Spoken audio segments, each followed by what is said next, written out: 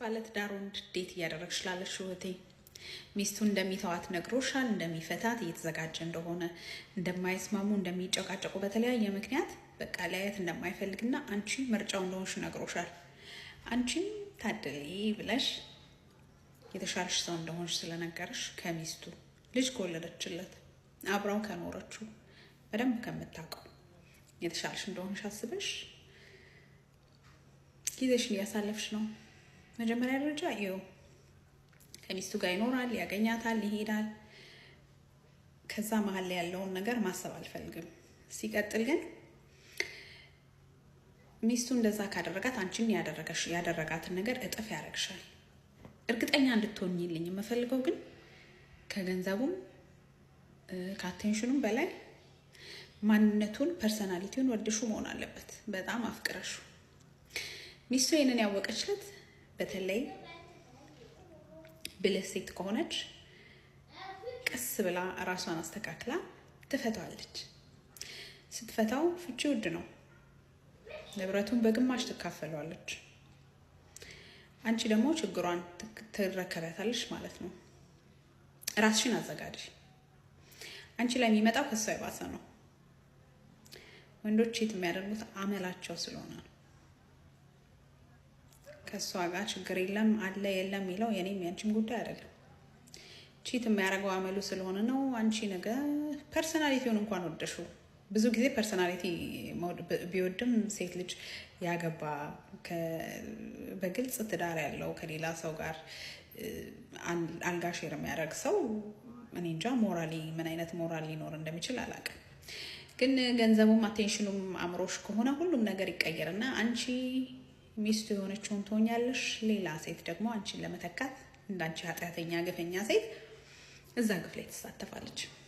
አይጠቅምሽም። ወዶሽ አይደለም፣ ከሷ ስለተሻልሽም አይደለም።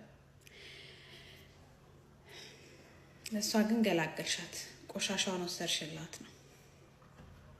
ሰላም ሰላም የኔ ተወዳጆች እንዴት ናችሁ? በያላችሁ በሰላምና ጤና ፍቅር አፍሽ የመኝላችኋለሁ። ለዚህ ዩቲዩብ ቻናል አዲስ ከሆናችሁ ላይክ እና ሼር ሰብስክራይብ በማድረግ ሀሳቦቻችሁን ኮሜንት ላይ አስቀምጡልኝ። መግቢያው ላይ እንግዲህ ቆንጆ የሆነ ቪዲዮ ሼር አድርጌላችኋለሁ።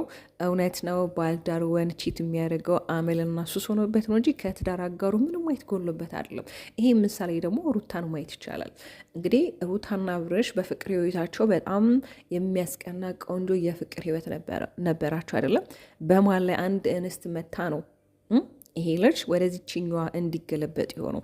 ይሄም ደግሞ ሶስተኛ ወገን ነው። ሶስተኛ ወገን በህይወታችሁ ሲኖር እንደዚህ ነገር ይፈጠራል። ግን ደግሞ ሶስተኛ ወገን የእናንተን ህይወት ይኖራል ማለት አይደለም። እናንተ ናችሁ የራሳችሁን ህይወት የምትኖሩት። ገብቷችሁ አይደለ? ስለዚህ አብርሃምም ከሩቲ ምንም ነገር ጎሎበት አይደለም። ሌላ ሴት ጋር ሄደው ቺት ያደረገው ምንም ነገር ጎድሎበት አይደለም። በነገራችን ላይ ነገ ላይ የዚችኛዋም እንስት ዕጣ ፈንታ ይሄ ነው። ልክ ዛሬ ላይ ሩታን አልፈልግሽም፣ አይንሽን ላፈር፣ ከዚህ በኋላ መገናኘት አንችልም እንዳላት ይችኛውን እንስት ደግሞ ነገ ላይ ይሄ ዕጣ ፈንታ እንደማይደርስ በምንም እርግጠኛ አይደለችም። ሰው በፈጣሪው ብቻ ነው ሁልጊዜ እንደምላችሁ እርግጠኛ መሆን የሚችለው። ገብታችኋል አይደለም?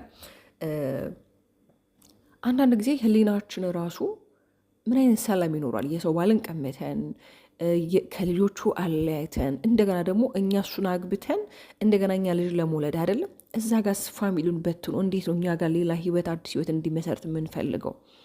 እውነት ይህ ነገር ለምን ሰዎች ማሰብ እንደማይችሉ አላውቅም። በቃ ጀግንነት አድርጎ ነው አይደለም የሚያስቡት። በተለይ ባልዳር ወንድን የራስም ለማድረግ ባልዳር ወንድን አፋቶ ከራስ ጋር ለመሆን ማድረግ በቃ እንደ ጀግንነት ነው ላይ የሚታየው። አሁን ላይ ነው በጣም በዝቷል ወዶቼ።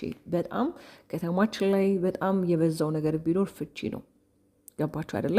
ከቤታችሁ እኮ ምንም ማየት ጎሎባቸው አይደለም፣ ምንም ጎድሎባቸው አይደለም። ግን ሱስና ሱስ ሆኖባቸውና አመል ሆኖባቸው ነው። ግን ይሄ ነገር እንዴት ነው ማስቆም የሚቻለው? እውነት እንዴት ነው መቆም የሚችለው? እያየው ነው አይደለ?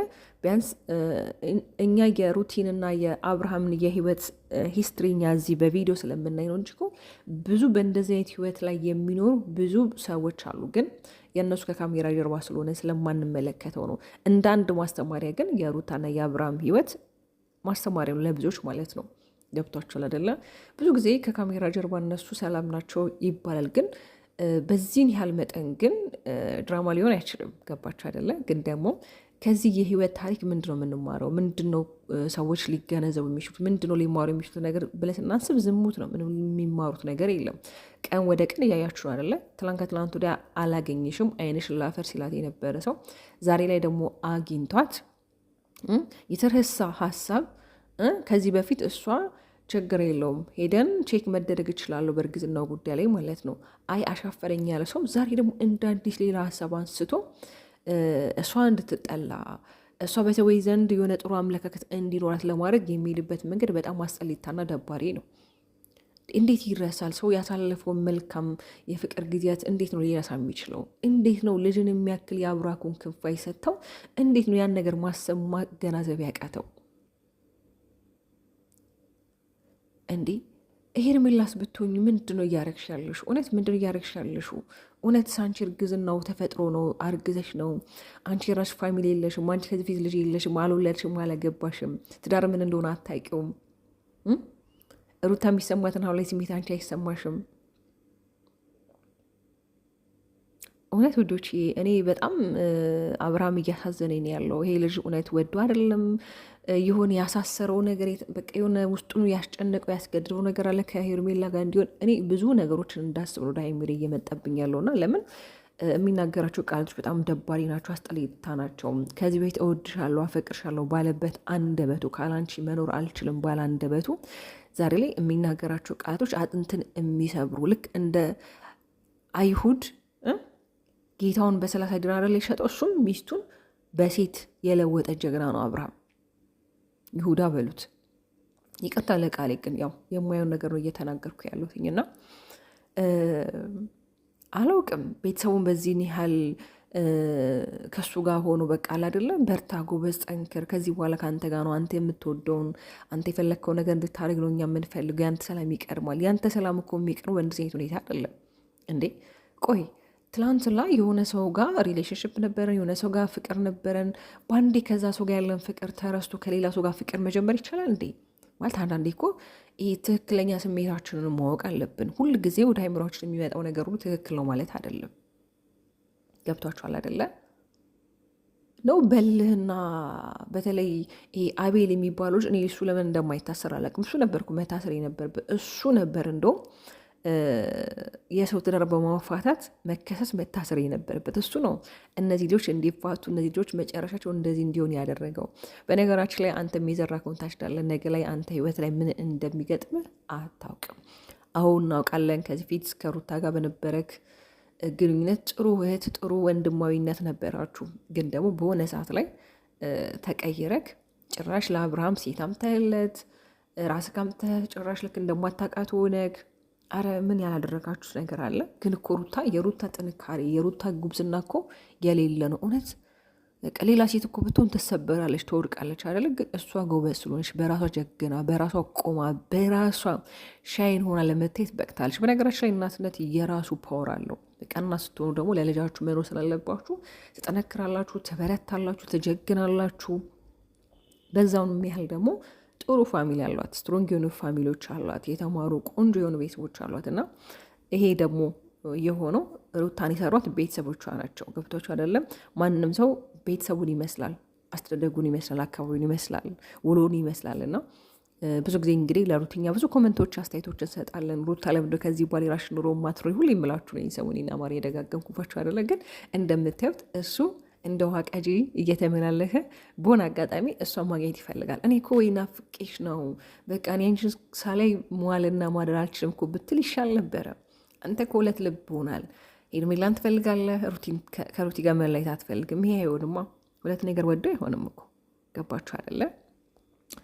እና የእኔ ተወዳጆች እንግዲህ ንግስቷ ከዚህ በለጠ ጠንክራ በርትታ ትናንትና እንደሰማችሁ ተናግራለች። እባክህ ብችል እንዳጠረኝ ከዚህ በኋላ ብሏለች። እና ከዚህ በኋላ እስኪ በራሷ ኮንተንት እንድትመጣ እኔ ምኞቴ ነው፣ ጸሎቴ ነው። እህቶቼ በተሻላችሁ መጠን ጸሎት አድርጉላት። ከምንም በላይ ሰላም ነው ለሰው ልጅ እና እናንተም በያላችሁበት ሰላማችሁ ይብዛልኝ። እኔንም ስለምታበረታቱኝ ሀሳብ ሴታችሁን ሼር ስለምታደርጉ በጣም ነው የምወዳችሁ። ባባይ